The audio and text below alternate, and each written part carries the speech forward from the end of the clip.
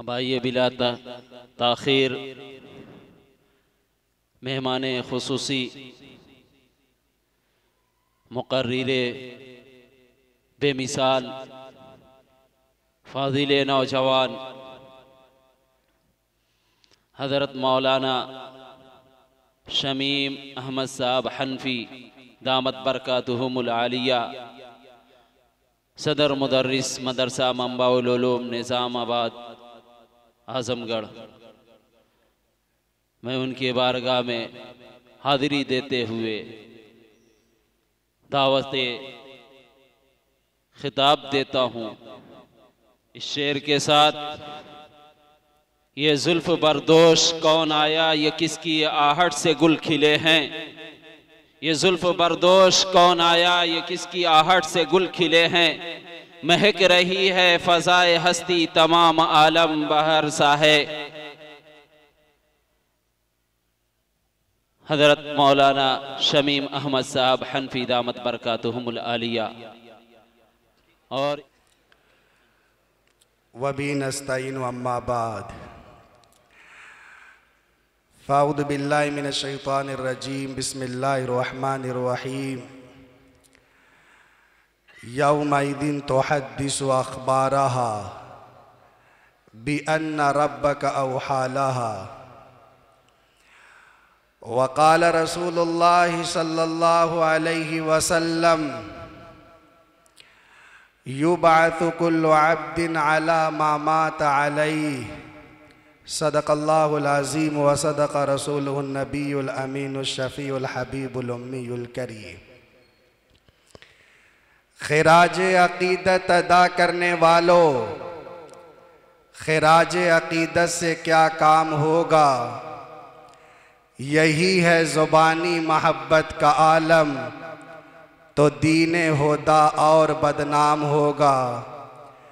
अगर सुन सको तुम तो रूहे मोहम्मद, ख़िराज अक़ीदत की तालिब है तुमसे। यही है जो कौलो अमल की दो रंगी, बहुत दर्द अंगेज़ अंजाम होगा। फ़कत खुश बयानी के जौहर दिखाकर कोई कौम दुनिया में उभरी नहीं है। अमल छोड़कर सिर्फ बातें बनाकर कोई कौम दुनिया में उभरी नहीं है। ये सोचो कि नूरे हिदायत का परचम जनाबे मोहम्मद ने कैसे उड़ाया। ये सोचो कि गिरतों को कैसे उठाया। ये सोचो कि दबतों को कैसे संभाला। ये सोचो कि क्या चीज़ थी जिसके बल पर अकेले खुदा के पैगंबर ने उठकर उलट दी थी ईरान और रोमा की मसनद, पलट दी थी सहरा नशीनों की काया। वो जुर्अत सरापा, वो हिम्मत मुजस्सम, वो रातों का आबिद, वो दिन का सिपाही, वो जिसने सियासत की जुल्फ़ें सवारी, वो जिसने फ़कीरी में की बादशाही। अगर उससे कुछ भी अक़ीदत है तुमको तो अपना वतीरा बदलना पड़ेगा। ज़ुबान निफ़ाक़ व अमल से गुज़र कर सदाकत के सांचे में ढलना पड़ेगा। ख़बर दे रहा है मोहम्मद का उसवा कि आसान नहीं है मुसलमान होना। बहुत इम्तिहानात दरपेश होंगे, बहुत सख्त राहों पे चलना पड़ेगा। दुरूद शरीफ पढ़ लें। अल्लाहुम्मा सल्लि व सल्लिम अला नबीना मोहम्मद व बारिक वसल्लिम। मुअज़्ज़ज़ व मुकर्रम हज़रात उलमाए किराम, सामीन एज़ाम, नौजवान दोस्तों, प्यारे बच्चों और रिश्ते इस्लाम की मुक़द्दस माँओं और बहनों, रात के तकरीबन 11:15 बज चुके हैं और अभी हमारे सामने एक और मेहमान मुकर्रिर का खिताब होना है। इसलिए आप हजरात के सामने बहुत देर तक गुफ्तगू नहीं की जा सकती। आप हजरात दिलजमई के साथ और सुकून के साथ बैठे, इंशाअल्लाह कुछ मुफीद और कारआमद बातें आएंगी अल्लाह से दुआ फरमाएं कि अल्लाह ताला हम तमाम को उन बातों पर अमल करने की तौफीक अता फरमाए। आज की इस तरक्की याफ्ता दुनिया में, दुनिया ने जहाँ बहुत सारी तरक्कियाँ की हैं, वहाँ दुनिया ने एक तरक्की ये की है कि उसने कैमरे का एक तरीक़ा दुनिया के सामने पेश किया। वीडियोग्राफी के ज़रिए पूरे मंज़र को महफूज किया जाता है। आप देखते हैं पुलिस स्टेशन पर, रेलवे स्टेशन पर, एयरपोर्ट पर, मार्केटों में और जगह जगह आप चौराहों पर देखते हैं कि वहाँ सीसी कैमरा नस्ब किया जाता है। इन कैमरों के लगाने का मकसद क्या होता है? मकसद ये होता है, अगर किसी दुकान में कैमरा नस्ब किया गया तो उसका मकसद ये होता है कि दुकान हमारी महफूज रहे और चोर इस दुकान में दाखिल होकर के चोरी न कर सके।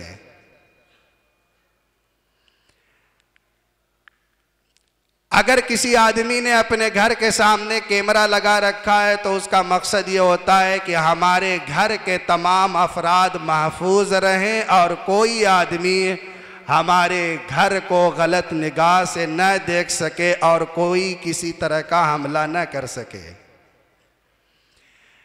इंसान एहतियाती तदाबीर इख्तियार करता है। अल्लाह रब्बुल आलमीन ने इंसानों को बनाया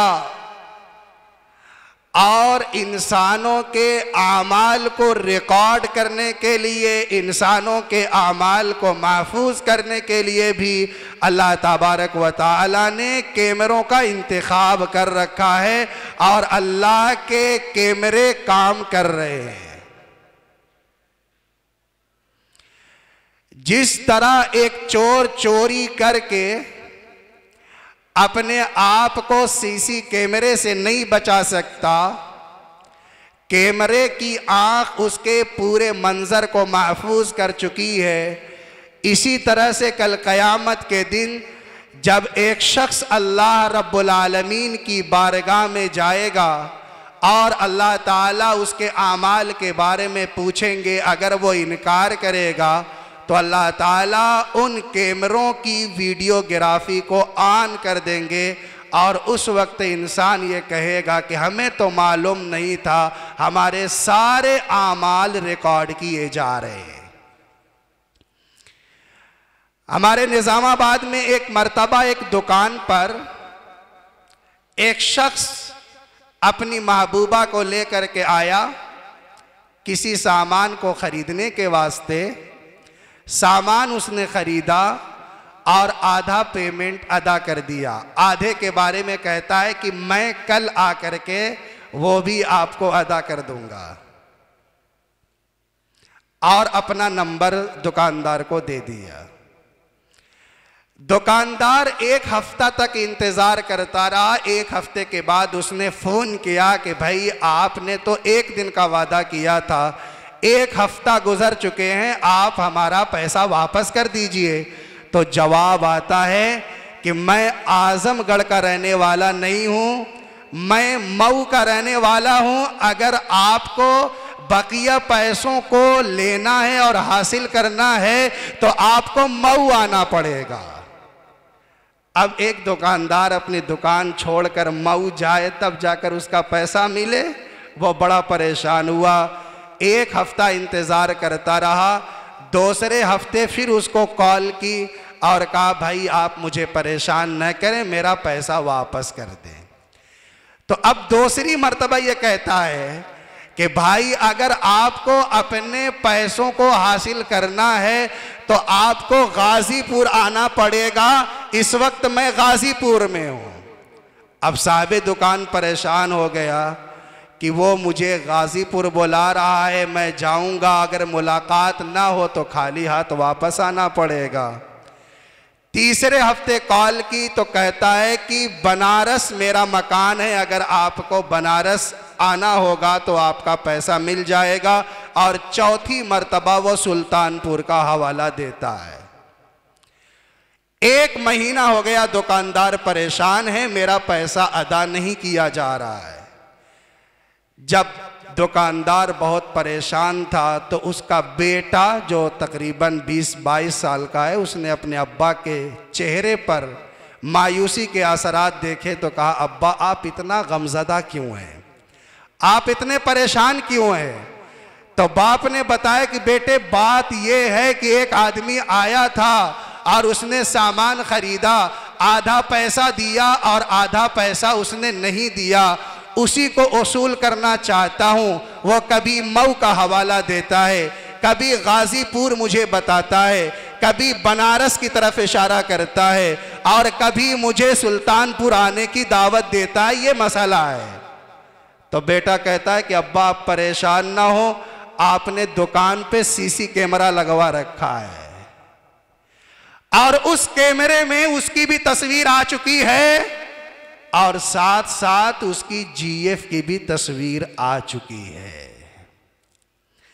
अब आखिरी वार्निंग के तौर पर कहिए कि बेटा अगर तुम पैसा नहीं दोगे तो तुम्हारी वो वीडियो जो हमारे सीसी कैमरे ने तैयार कर रखी है उसे सोशल मीडिया पे वायरल कर दूंगा। ये आखिरी धमकी जब बाप ने दी तो वहीं से चिल्ला कर कहता है, शोर मचा कर कहता है, खुदा के वास्ते आप मुझे माफ करिए, बस कल का आप इंतजार करिए, मैं आपके दरवाजे पे आया। यकीन मानिए कल शाम का सूरज गुरूब नहीं हुआ था, उससे पहले दुकान पर आकर के पेमेंट भी अदा करता है और हाथ जोड़ करके माफी भी मांगता है। इंसान कैमरे के सामने अपनी गलती तस्लीम करता है, वहां सारी अकड़ खत्म हो जाती है, अब वहां मजाले इनकार नहीं है। मेरे ईमान वाले भाइयों, कल कयामत के दिन अल्लाह रब्बुल आलमीन इंसान के आमाल नामे को जब मैदान महशर में खोलेंगे, उसमें हाजी भी होंगे, उसमें नमाजी भी होंगे, उसमें मुजाहिदीन भी होंगे, उसमें वो लोग भी होंगे जो नमाज छोड़ करके अपने कारोबार में मसरूफ रहा करते थे। अल्लाह के सामने एक कैमरा, सबसे पहले एक कैमरा खोला जाएगा, उसकी थोड़ी सी वजाहत आपके सामने करता हूं। यौमइदिन तुहद्दिसु अखबारहा बिअन्ना रब्बका औहालहा। अल्लाह रब्बुल आलमीन ने जमीन को कैमरा बना दिया है। आदम अलैहिस्सलातु वस्सलाम के ज़माने से लेकर आज तक और आज से लेकर हज़रत मोहम्मद आज तक और आज से लेकर के सुबह क़यामत तक जितने इंसान आते हैं, जैसे ही पैदा होते हैं उनकी ज़मीन का कैमरा ऑन कर दिया जाता है। चाहे वो रात की तन्हाई में जुर्म करने वाले हो, चाहे दिन के उजाले में गुनाह करने वाले हो, चाहे वो अल्लाह के घर के आबाद करने वाले हो, चाहे वो नमाजों के औकात में हैंडलूम और पावर लूम में मसरूफ रहने वाले हो, खेत और खलियान में काम करने वाले हो, सारे लोगों के आमाल को जमीन का ये कैमरा वीडियोग्राफी की शक्ल में महफूज कर रहा है। अल्लाह ताला इसी जमीन के कैमरे को कल कयामत के दिन ऑन कर देंगे। अल्लाह ताला ने सूरह जिलजाल में इसी को बताया, यौमइदिन तुहद्दिसु अखबारहा। कल कयामत के दिन जमीन के इस कैमरे को ऑन कर दिया जाएगा और जमीन अपनी सारी खबरें नश्र कर देंगी। इंसान झुटला नहीं सकता। जैसे मऊ का हवाला देने वाला, गाजीपुर बुलाने वाला, बनारस की तरफ रहनुमाई करने वाला और सुल्तानपुर का हवाला देने वाला साहबे दुकान के सामने रोता है और गिड़गिड़ाता है और वीडियो डिलीट करने की बात करता है, कल कयामत के दिन एक मुजरिम अल्लाह रब्बुल आलमीन की अदालत में लाया जाएगा और ज़मीन का कैमरा उसके सामने ऑन कर दिया जाएगा। हम लोग सोचते क्या है कि नमाज के औकात में नमाज छोड़कर अपने कारोबार में मस्त हैं और किसी को खबर नहीं है। हम लूम चला रहे हैं और किसी को खबर नहीं है। हम नमाज छोड़कर दरवाज़ा बंद करके आराम से सो रहे हैं और किसी को खबर नहीं है। मेरे ईमान वाले भाइयों, सोचो तो ज़रा, आपके पुश्त के नीचे ज़मीन का जो हिस्सा है वो आपका पूरा मंजर रिकॉर्ड कर रहा है। नमाज फजर में आप सो रहे थे, नमाज ज़ोहर में आप खेल के मैदान में थे, नमाज असर में आप क्रिकेट के मैदान में थे या वॉलीबॉल के मैदान में थे, या आप मार्केटों की सैर कर रहे थे। ऐशा के वक्त आप अपने दोस्तों के साथ गपशप कर रहे थे और नमाज फजर में फिर दोबारा आप सो रहे थे। ये सारा का सारा मंजर अल्लाह की ज़मीन का कैमरा उसे महफूज कर रहा है। एक बात आप इसको अच्छी तरह से महफूज कर लीजिएगा, दुनिया के कैमरे को तोड़ा जा सकता है। यह हमारा मुल्क है, बहुत एडवांस चलता है। दुनिया के कैमरे को तोड़ा जा सकता है, रिजेक्ट किया जा सकता है, हैक किया जा सकता है। तकरीबन 4-5 साल पहले की बात है, जब हम लोग मेवात में मुदर्रिस थे, वहाँ पर नू ज़िला मेवात में असर के बाद एक दुकान पे जाने का इत्तेफाक हुआ, तो उस दुकान में बड़ी सी स्क्रीन लगी हुई थी। इसलिए कि जो लोग उस दुकान में जाते थे चाय पीने के लिए, नाश्ता करने के लिए, वो अपनी बाइक को बहुत दूर रोड पर खड़ा कर देते थे और दुकान के अंदरूनी हिस्से में वो बड़ी सी स्क्रीन थी, उसी पर देखते थे कि हमारी बाइक खड़ी है, हमारी 4 व्हीलर खड़ी है। फिर लोग आराम से चाय पीते थे, वरना ध्यान बाइक की तरफ होगा और अपनी गाड़ी की तरफ होगा। एक दिन ऐसा हुआ कि हम लोग पहुंचे तो देखते हैं कि स्क्रीन बंद है। चाय पीने के बाद हमने दुकानदार से पूछा कि भाई, जब भी आते थे आपकी ये स्क्रीन चलती थी, लेकिन इस मर्तबा आपकी स्क्रीन बंद है और वायर टूटा हुआ है। उसकी आंखों में आंसू आ गए, कहने लगे मौलाना क्या बताएं, चोर बड़े चालाक थे। वो इस डर से कि कहीं हमारी तस्वीर कैमरे के अंदर ना आ जाए, उन्होंने पहले वायर को तोड़ दिया, सारी मशीन हैक कर ली। अब ये स्क्रीन एक खाली डब्बे की तरह है, इसमें हमारी तस्वीर आने वाली नहीं है। और रात 70,000 कैश चोरी करके लेकर चले गए। तो ये दुनिया का कैमरा है, इस कैमरे को तोड़ा जा सकता है, इसे हैक किया जा सकता है, इसे ब्लॉक किया जा सकता है, लेकिन कोई माई का लाल इस दुनिया में पैदा नहीं हुआ है जो अल्लाह की जमीन के कैमरे को रिजेक्ट कर सके। ये दिन के उजाले में भी हमारी वीडियो बना रहा है और रात की तारीकी में हमारी वीडियो बना रहा है। अब नमाजें छोड़ करके सोने वालों, नमाजें छोड़ करके मोबाइल में फिल्में देखने वालों, नमाजें छोड़ करके हमारी माए बहनें जो सीरियल के अंदर मुब्तला हैं और ये सोचती हैं हमारी औलाद वक्त की इमाम गजाली बनने वाली है, इमाम अबू हनीफा का किरदार अदा करने वाली है, इमाम शाफी रहमतुल्लाहि ताला अलैह का किरदार अदा करने वाली है। हमारी माए बहनें इस ख्वाब को एक ख्वाब समझें, कभी ये ख्वाब शर्मिंदा ताबीर होने वाला नहीं है। अगर हमारी माए बहनें चाहती हैं हमारे बतन से इमाम गजाली तैयार हो, मोहम्मद कासिम नानोतवी तैयार हो, या हजरत हुसैन अहमद मदनी जैसे दियाले और हिंदुस्तान के अंदर अल्लाह के नबी के सच्चे जानशीन पैदा हो, तो हमारी माओ बहनों को अपनी गोद को पाक करना पड़ेगा और अपनी सोच को साफ करना पड़ेगा। आज मोबाइल ने हमारे नौजवानों का कबाड़ा कर रखा है। हमारी माओ बहनों की आंखों से हया का जनाजा निकाल दिया है।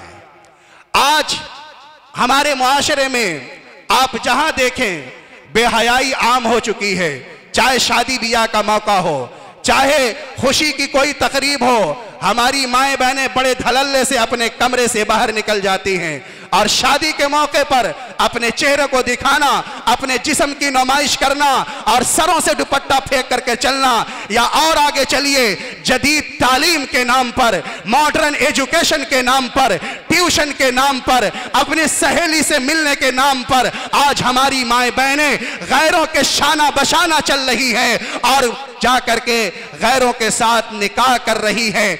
आजमगढ़ के रहने वाले एक प्रोफेसर को जब यह पता चला कि हमारी बच्ची कानपुर में पढ़ती है, वो डॉक्टरी पढ़ने के लिए गई थी, बताने वाले ने बताया आपकी बेटी डॉक्टरी की पढ़ाई पढ़ने के लिए गई है, लेकिन वो हॉस्टल में नहीं रहती, वो एक प्राइवेट रूम में रहती है और किसी गैर मुस्लिम के साथ बगैर निकाह के जिनसी ताल्लुक कायम किए हुए। बाप को पता चला, बाइकार पहुंचा, फौरन पहुंचा, दरवाजा खटखटाया तो क्या देखता है, उसकी जवान बेटी जिसे जदीद तालीम के नाम पर, मॉडर्न एजुकेशन के नाम पर एक बाप ने अपनी जमीन को बेचा, एक बाप ने अपनी बीवी का जेवर बेचा और अपना पैसा खर्च करके जिसकी तालीम का बंदोबस्त कर रहा है, वो एक बेटी एक गैर मुस्लिम के साथ जिनसी ताल्लुक कायम किए हुई है। बाप ने कहा बेटी, खानदान की इज्जत तुमने मिट्टी में मिला दिया, तूने अपने बाप को इस लायक नहीं छोड़ा कि तेरा बाप अब गर्दन उठा करके चल सके। मेरी बेटी अब से तौबा कर ले, अल्लाह से माफी मांग ले। लेकिन वो बेटी पलट कर कहती है आप मेरे बाप नहीं हैं, मैं आपको बाप मानने के लिए तैयार नहीं हूं। बाप को अटैक आया और बाप वही खुदा को प्यारा हो गया। हमारी नई नस्ल कहां जा रही है? आप ये समझते हैं कि हम अपने घरों की दीवारें ऊंची कर ले, हमारी बच्चियां सेफ हो जाएंगी? ये पहले हुआ करता था, घरों की दीवारें ऊंची की जाती थी। जब से ये मोबाइल आया, खुदा की कसम, इस मोबाइल ने हमारी औरतों के सरों से दुपट्टा छीन करके फेंक दिया, मर्दों के अंदर से गैरत का जनाजा निकाल दिया। और आप देखें मुस्लिम कॉलेज हो या गैरों के कॉलेज हैं, हमारी बच्चियां जाकर डांस करती हैं और एक बाफख्रिया तौर पर बयान करता है कि मेरी बेटी स्कूल टॉप कर रही है या कॉलेज के अंदर हमारा नाम रोशन कर रही है। हम कहां पहुंच गए? कहां गई हजरत फातिमा की सीरत? कहां गई हजरत आयशा का किरदार? और कहां गया नबी अलैहिस्सलातु वस्सलाम का वो उसवा? और कहां गई कुरान पाक की वो तालीम जहां मर्दों को यह हुक्म दिया गया था कि अपनी गर्दन नीची करके चलो? कहां गई वो तालीम जहां एक औरत को कहा गया था कि अपनी गर्दन नीची करके चले और बिला जरूरत अपने घर से बाहर न निकले? औरतों को हुक्म दिया गया बीच रास्ते से न चलें, किनारे होकर चलें और बिल्कुल अपने सतर का ख्याल करते हुए चलें।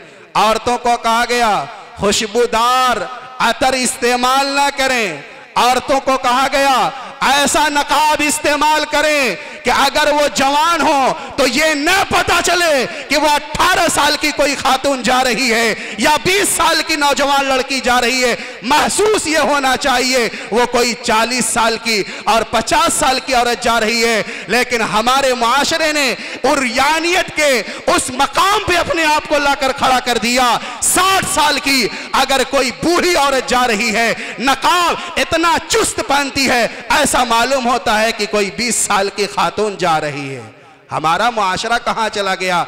क्या पढ़े लिखे और क्या जाहिल और क्या दुनिया के मानने वाले और क्या दुनिया के अंदर जिंदगी गुजारने वाले और क्या नबी का नाम लेने वाले सारे ही एक सफ के अंदर नजर आ रहे हैं। मेरे ईमान वाले भाइयों, सबसे पहले हमें अपने घर की इज्जत को महफूज करना होगा, अपने खानदान की इज्जत को महफूज करना होगा, अपने गांव की इज्जत को महफूज करना होगा।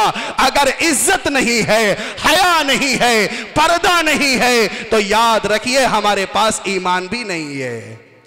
अल्लाह के नबी अलैहिस्सलातु वस्सलाम ने इरशाद फरमाया था कि वो नौजवान जो अपने आंखों का ज़िना करते हैं, आज पूरी दुनिया के अंदर आप जहां चले जाए, सिर्फ हमारा मुल्क नहीं है बल्कि आप दीगर ममालिक में चले जाएं, गल्फ कंट्रीज में आप चले जाएं तो आपको मालूम होगा धीरे धीरे हमारी माओ बहनों के ऊपर से दुपट्टा उठने के साथ साथ दीगर आज़ा से भी पर्दा गायब हो रहा है और लिबास तंग होते नजर आ रहे हैं, और हमारे नौजवानों की निगाह काबू में नहीं है।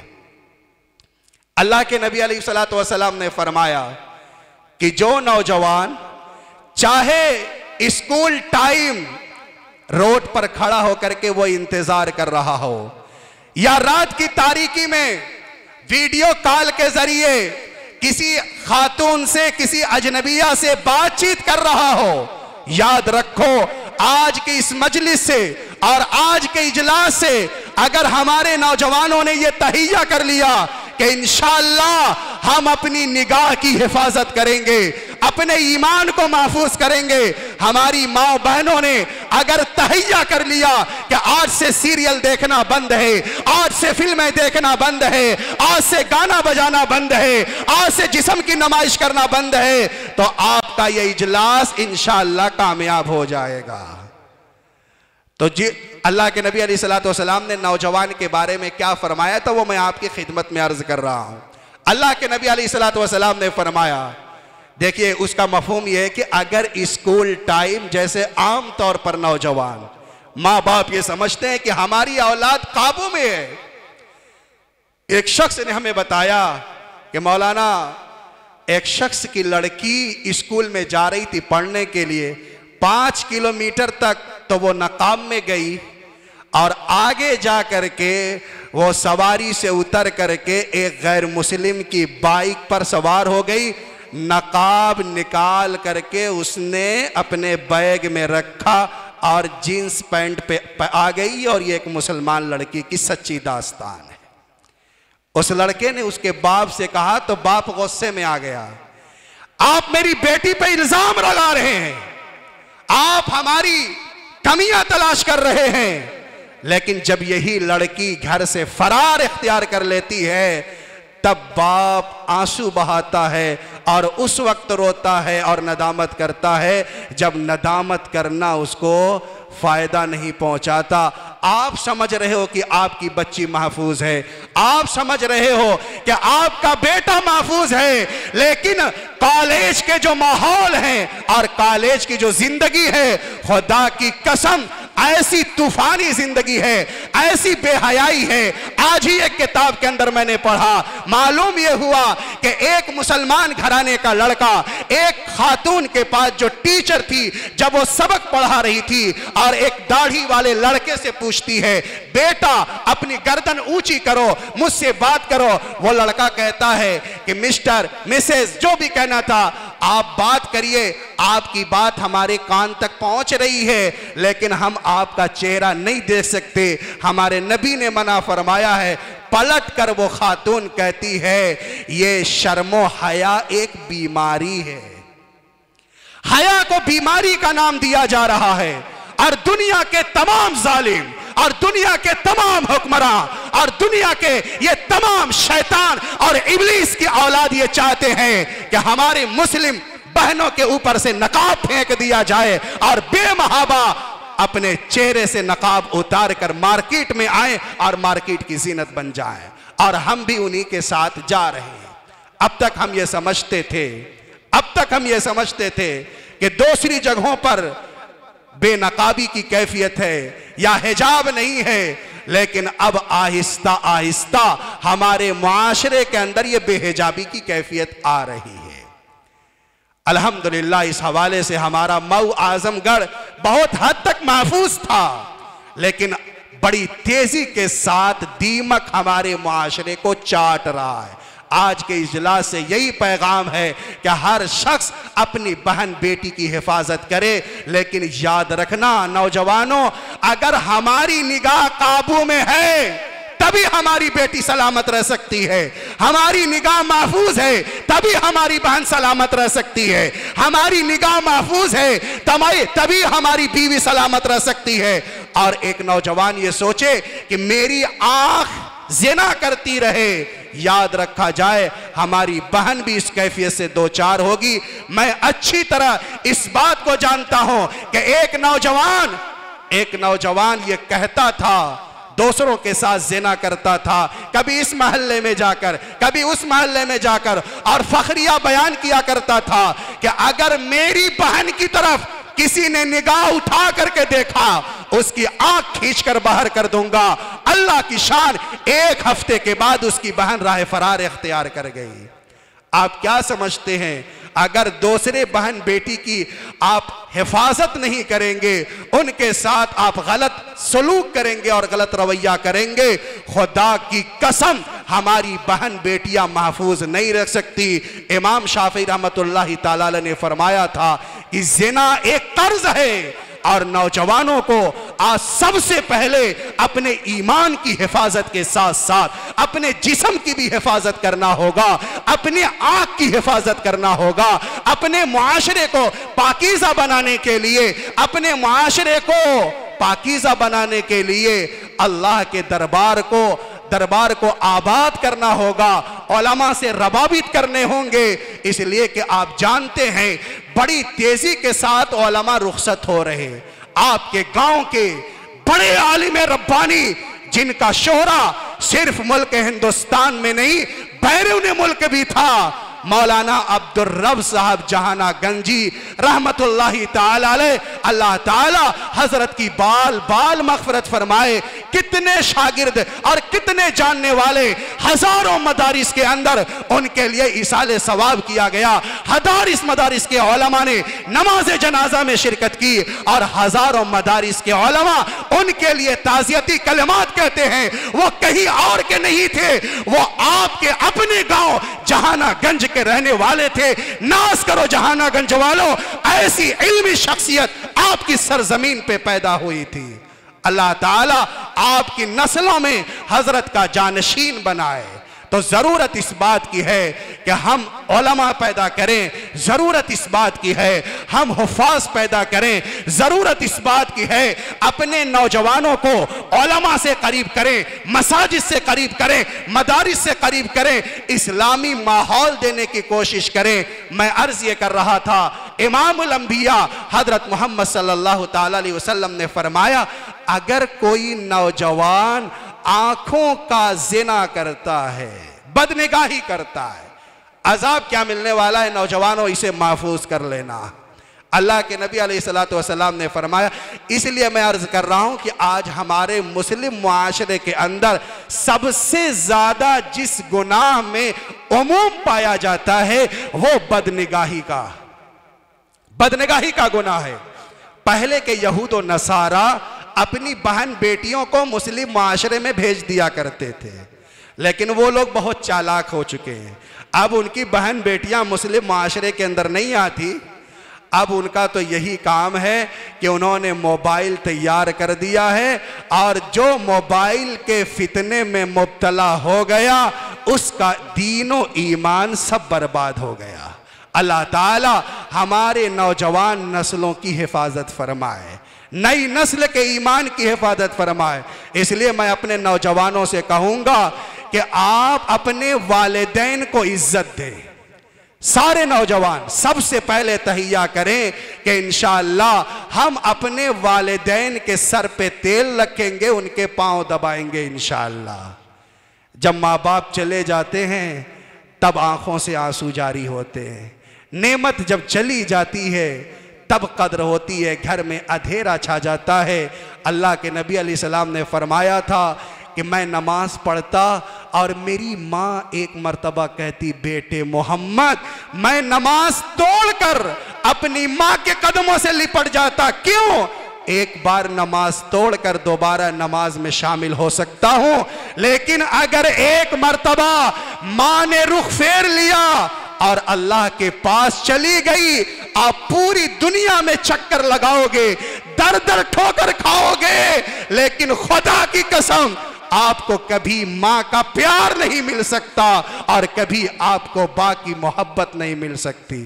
कितना प्यार देते हैं माँ बाप, आप अंदाजा लगाइए।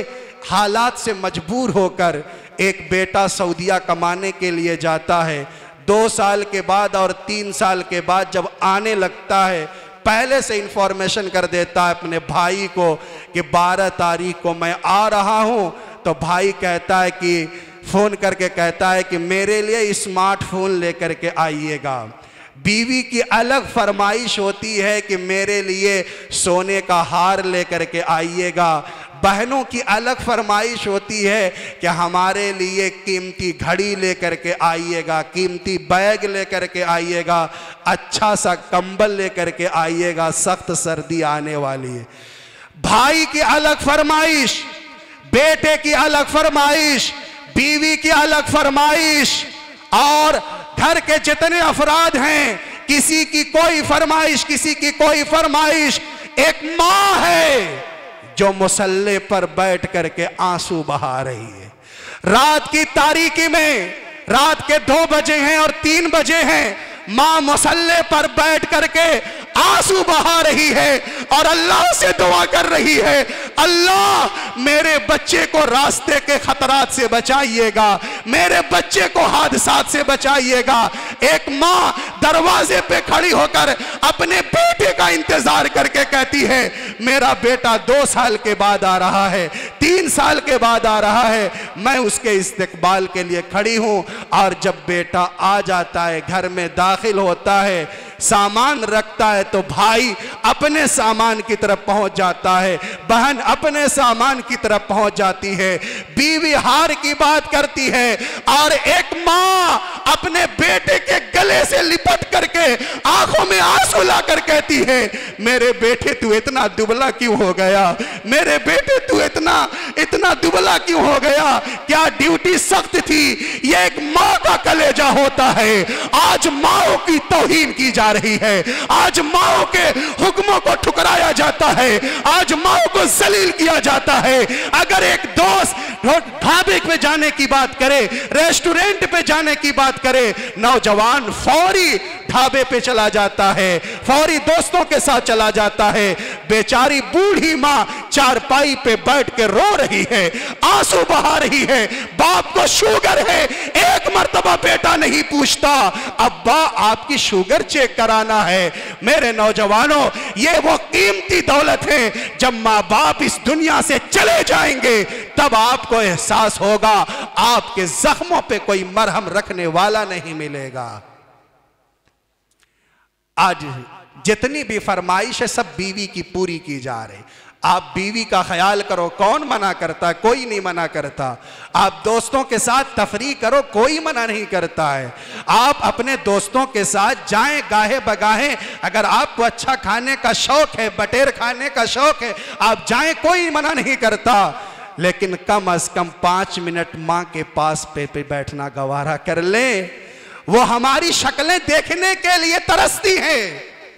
कितने नौजवान हैं जो अपनी माँ का पांव दबाते हैं। एक साहब को हमने देखा, वो कभी कभी हमारे घर पे आया करते थे, 60 साल की उम्र थी, अच्छी सेहत थी, हमें उनकी सेहत देख करके रश्क आता था। मैंने कहा, चचा आपकी सेहत माशाल्लाह बहुत अच्छी है, आप बहुत सेहतमंद हैं, क्या राज है? कहने लगे, मौलाना खुदा की कसम जब तक मेरी माँ अपने हाथ से एक लुकमा मेरे मुंह में दाखिल नहीं करती तब तक मैं खाना नहीं खाता हूँ। और मेरी माँ जब मेरे मुंह में निवाला रखती है तो कहती है, अल्लाह तुझे हर बीमारी से महफूज रखे। अल्हम्दुलिल्लाह 60 साल की उम्र हो गई, कहते कोई बीमारी नहीं, ये मेरी माँ की मकबूल दुआ का असर है। हम जन्नत की तलाश में कहाँ जा रहे हैं? कोई जन्नत की तलाश में 4 महीने लगा रहा है, जन्नत की तलाश में कोई इज्तिमा में फिर रहा है, कोई जन्नत की तलाश में मदरसों के चक्कर काट रहा है, कोई जन्नत की तलाश में दुनिया की खाक छान रहा है। ओ जन्नत की तलाश करने वालों, अल्लाह ने जन्नत तो तुम्हारी माँ के कदमों के नीचे रखा है। अल जन्नत तहता अक़दामिल उम्महात, जन्नत तेरी बूढ़ी माँ के पाँव के नीचे है। माँ का पाँव दबा और जन्नत में दाखिल हो जा। लेकिन हमें बूढ़ी माँ की कदर नहीं है। आज से इरादा करो जहानागंज वालों कि इंशाअल्लाह उस वक्त तक नहीं सोएंगे जब तक अपने बाप के पांव नहीं दबा लेंगे, अपनी मां के पांव नहीं दबा लेंगे। हाथ उठाएं कौन कौन लोग तैयार हैं। कोई नहीं तैयार? अच्छा माशाअल्लाह, सारे लोग तैयार हैं। अल्लाह ताला आप हजरात को सेहत से रखे, आपके हाथ उठने को कबूल फरमाए। और कई जगहों पर मैंने ये बात रखी, अल्हम्दुलिल्लाह। एक नौजवान है, अगर वो माँ के पास जाता है तो माँ सोचती होगी 10 साल से बेटा मेरे पास बैठता नहीं था, 20 साल हो गए वो मुझसे अलग हो गया, अपनी बीवी के पास रहता है, अपनी ससुराल जाता है, अपनी बीवी के लिए कपड़े लाता है, अपने बच्चों को तमाशा दिखाने के लिए मेले में लेकर के जाता है। एक मर्तबा मां से नहीं पूछता अम्मा आपकी तबीयत कैसी है, आपका चेकअप कराना है कि नहीं कराना है, आपके लिए दवा लानी है कि नहीं लाना है। एक मर्तबा हम लोग प्रोग्राम से वापस आ रहे थे, रात के 12 बज गए, हमने बाइक रुकवा दी, कार से थे, हमने कार रुकवाई, हमने कहा जरा पूछे ये लड़का रात के 12 बजे कहाँ जा रहा है। मैंने रुकवाया तो वो लड़के को करीब बुलाया, वो लड़का जब करीब आया तो मैंने कहा ये बताओ रात के 12 बजे कहाँ जा रहे हो। उसकी जुबान से यही निकला कि बीवी ने कहा है कि मुबारकपुर के गाजर का हलवा अभी चाहिए। रात के 12 बजे अपनी बीवी के लिए मुबारकपुर का गाजर का हलवा लेने के लिए पहुंच रहा है। जरा उस नौजवान से पूछो कि मां की आंखों से निकलने वाले आंसू को कितनी मर्तबा तुमने पोंछा, तो नौजवान का जवाब नफी में होगा। आप बीवी का ख्याल करें, बहुत अच्छी बात है, कोई मना नहीं करता, लेकिन बूढ़े बाप का ख्याल करना और बूढ़ी माँ का ख्याल करना हम सब के लिए ज़रूरी है। अल्लाह ताला हम तमाम लोगों को वालिदैन की खिदमत करने की तौफीक अता फरमाए। मैं अर्ज यह कर रहा था कि आज पूरी दुनिया के अंदर जिस गुनाह का सबसे ज्यादा शयूअ और उमूम है वो बदनिगाही है।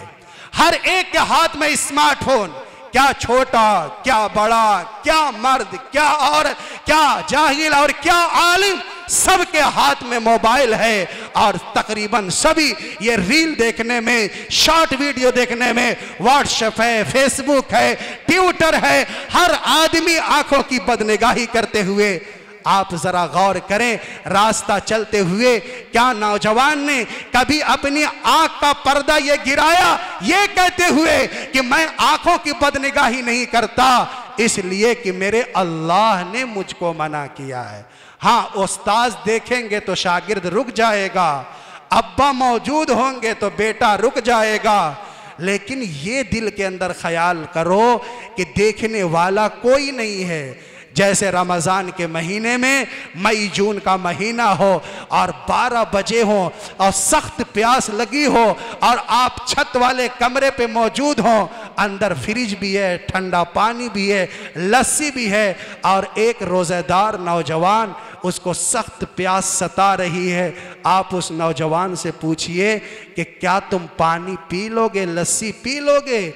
उस नौजवान के दिल के अंदर यह ख्याल आएगा कि मैंने सहरी खाई थी और मैंने दुआ पढ़ी थी, बिसाओ में गदिन नवैतु मिन शहर रमजान, मैंने पढ़ा था। ठीक है मेरे अब्बा नहीं देख रहे, ठीक है अम्मा नानी के यहाँ गई हुई है, ठीक है भाई लोग मौजूद नहीं है, छोटा बच्चा भी नहीं देख रहा है, लेकिन जिस अल्लाह के लिए मैंने रोजा रखा था वो अल्लाह मुझे देख रहा है। जिस अल्लाह के लिए यही तकवा है और इसी तकवा को आज हमारे मुआशरे के अंदर पैदा करना है। एक नौजवान के दिल में अगर ये तकवा आ गया और एक नौजवान बहन बेटी के दिल में अल्लाह का ये खौफ आ गया तो इंशाअल्लाह गुनाहों के करीब हम नहीं पहुंचेंगे और हमारे समाज से, हमारे मुआशरे से इंशाअल्लाह गुनाहों का खात्मा हो जाएगा। तो खैर, मैं अर्ज ये कर रहा था, अल्लाह के नबी अलैहिस्सलातु वस्सलाम ने फरमाया कि जो आंखों का जिना करते हैं सजा क्या है, सजा क्या है? आप गौर कीजिएगा, खुदा की कसम अंदर से हमारी रूह और आपकी रूह कांप जाएगी, जो अल्लाह के नबी अलैहिस्सलातु वस्सलाम ने बयान फरमाया। और हमारे आका ने इसीलिए बयान फरमाया कि रुक जाओ, अगर तुम्हें अपने जिनसी ख्वाहिश की तकमील करना है तो उसके लिए अल्लाह के नबी अलैहिस्सलातु वस्सलाम ने निकाह का रास्ता बनाया है। आज माशाअल्लाह ये तीन निकाह हुए, अल्लाह ताला इन तीनों जोड़ों को सलामत रखे, यही एक रास्ता है और उसके अलावा कोई रास्ता नहीं है। अगर उसके अलावा कोई दूसरा रास्ता इख्तियार करेगा और अपने आंखों की बदनिगाही करेगा, जुर्म इतना सख्त है कि अल्लाह तबारक व तआला इस कदर गजबनाक होंगे कि लोहे की सलाख कल कयामत के दिन उस नौजवान की आंख में दाखिल की जाएगी, जो नौजवान तिरछियाती हुई निगाहों से बदनिगाही किया करता था। रास्ता चलते हुए हम ये समझते हैं कि कोई नहीं जानता, अल्लाह कह रहा है यअलमु खाइनतल आयुनी वमा तुख्फी सुदूर, तुम्हारे दिलों में जो गंदे ख्यालात पनप रहे हैं, अल्लाह अर्श से तुम्हारे दिलों में आने वाले ख्यालात और तुम्हारे दिलों में आने वाले खतरात को जानता है। तो सबसे पहली सजा अल्लाह ताला आंख में लोहे की गरम सलाख दाखिल करेगा। आप लोग बाइक चलाते हैं, बाइक चलाते हुए अगर आपने हेलमेट नहीं लगाया या आपने चश्मा नहीं पहना हुआ है, एक छोटी सी मक्खी और छोटा सा कीड़ा चला जाता है, फौरी आप बाइक को ब्रेक लगाते हैं, आपकी आंखें बिल्कुल सुर्ख हो जाती हैं और पीछे बैठे हुए साथी से कहते हैं कि जल्दी से इधर आओ, मेरी आंख में कीड़ा चला गया है। आप रोने लगते हैं और उसकी तकलीफ का ये आलम होता है, आप माहिए बेआब की तरह तड़पने लगते हैं। छोटा सा कीड़ा गया है, आपके बदन के अंदर लर्जा तारी हो गया, आप चीख रहे हो, आप चिल्ला रहे हो, आपकी गाड़ी कंट्रोल में नहीं है, आप ब्रेक लगाकर वहीं पर खड़े हो जाते हो। याद रखो, जब फरिश्ते लोहे की सलाख लेकर के नौजवान की आंखों में दाखिल करेंगे और कहेंगे कि तू दुनिया में अपने आंखों की बदनिगाही किया करता था। अल्लाह ताला हम सब की हिफाजत फरमाए, अल्लाह ताला हम सब की हिफाजत फरमाए। आज जो लोग शरीफ कहे जाते हैं, शरफा घराने से ताल्लुक रखते हैं, वो मोबाइल पर आकर वीडियो कॉल के जरिए आप पूछे नौजवानों से, आप करीब हो तो आपको मालूम होगा, खुदा की कसम हमारा मुआशरा कैंसर ज़दा बनता जा रहा है। ऊपर से ये टोपी और ऊपर से ये कुर्ता और पाजामा, लेकिन मुआशरा बड़ी तेजी से तबाही की तरफ जा रहा है। और जिस मिशन के वास्ते गैरों ने इस टेक्नोलॉजी को बनाया था, हमारी नई नस्ल अपने उलमा से कटकर, वालिदैन से कटकर, अपने असातिज़ा से कट करके उनकी आगोश में जा रही है और अपने दीन और अपने ईमान का सौदा करती हुई जा रही है। और अल्लाह के नबी अलैहिस्सलातु वस्सलाम ने दूसरी सज़ा क्या बयान फरमाई कि जो लोग आँखों की बदनिगाही करते हैं, अल्लाह के नबी अलैहिस्सलातु वस्सलाम की ज़ुबान से ये जुमला निकला और खुदा की कसम हमारे नबी की ज़ुबान झूठी नहीं हो सकती। मैं और आप कहूँ तो आप कह सकते हैं कि आपकी बात झूठी है, मैं आपको काज़िब ठहरा सकता हूँ, लेकिन अस्सादिकुल मस्दूक, जिनकी सदाकत पर मक्का के मुशरिकीन और मक्का के कुफ्फार ने भी मुहर लगा रखी हो, ऐसे पाक पैगंबर की जुबान से जुमला निकला कि जो नौजवान अपने आंखों का जिना करता है, कल कयामत के दिन उसकी आंख में पिघला हुआ शीशा दाखिल किया जाएगा, आंख में पिघला हुआ शीशा दाखिल किया जाएगा। और तीसरी बात इमामुल अंबिया हजरत मोहम्मद सल्लल्लाहु अलैहि वसल्लम ने बयान फरमाई कि जो नौजवान अपने आंखों की बदनिगाही करता है, कल कयामत के दिन जहन्नम की आग का अंगारा उसकी आंख के अंदर दाखिल किया जाएगा। और ये तीनों अजाब है जिनको कोई भी मुजरिम बर्दाश्त नहीं कर सकता। आँख बड़ी नाजुक है, इस आँख की हिफाजत की जाए। जिस आँख से हम खाने काबा की ज़ियारत करते हो और जिस आँख से हम कुरान पाक को देखते हो और जिस आँख से अपने बूढ़े माँ बाप की ज़ियारत करके एक हज मकबूल का सवाब हासिल करते हो, उस आँख से बेनगाही, उस आँख से आँखों का ज़िना, ये बहुत ख़तरनाक चीज़ है। इससे हमें अपने आप को बचाना होगा। हज़रत उस्मान गनी रज़ी अल्लाह ताला अन्हु ने एक नौजवान को देखा, वो मार्केट से आया हुआ था और उसकी आंखों से ज़िना के असरात थे। हज़रत उस्मान गनी रज़ी अल्लाह ताला अन्हु समझ गए और उस नौजवान को तन्हाई में बुला करके नहीं समझाया, बल्कि एक मजमा इकट्ठा किया और मजमा इकट्ठा करने के बाद कहा, मा बालुन्नास यतरस्सहु ज़िना मिन आयुनिहुम, लोगों को क्या हो गया है कि उनकी आंखों से ज़िना टपक रहा है। लोगों को क्या हो गया है कि उनकी आंखों से ज़िना टपक रहा है। और इस तरीके से इस्लाह की तो इस गुनाहों के असरात हमारी बॉडी पे पड़ते हैं, हमारी सेहत पर पड़ते हैं, हमारे चेहरे पर पड़ते हैं और इसी गुनाहों की वजह से हमारे बदन से बदबू निकलती है। और कल क़यामत के दिन जब इसी गुनाहों वाली बॉडी के साथ हम जाएंगे कब्रों के अंदर, तो कब्र के कीड़े मकोड़े और कब्र के हशरातुल अर्ज़ हमारी बॉडी को नोच करके खाएंगे। उमर इब्न अब्दुल अजीज रहमतुल्लाहि ताला अलैह फरमाते हैं, कब्र के पास गया, रोने लगा। लोगों ने कहा, हजरत आप कब्र के पास आकर रोते क्यों हैं? कहने लगे, कब्र मुझसे कहने लगी कि अपने खूबसूरत बदन पे इतराने वालों, कब्र मुझसे कहने लगी ओ 5 स्टार होटलों में रहने वालों, कब्र मुझसे कहने लगी अच्छा अच्छा खाना खाकर जिंदगी बसर करने वालों, अगर गुनाहों में लथपथ होकर कब्रों के अंदर आओगे तो कब्र का वो सलूक देखोगे जिसको इमामुल अंबिया हजरत मोहम्मद सल्लल्लाहु ताला अलैहि वसल्लम ने बयान फरमाया कि एक हाथ की उंगलियां दूसरे हाथ में दाखिल करके आपने बयान फरमाई कि दाएं पसली बाईं पसली में इस तरह दाखिल हो जाएगी और हाथ के पोरवे कब्र के कीड़े मकोड़े खा जाएंगे।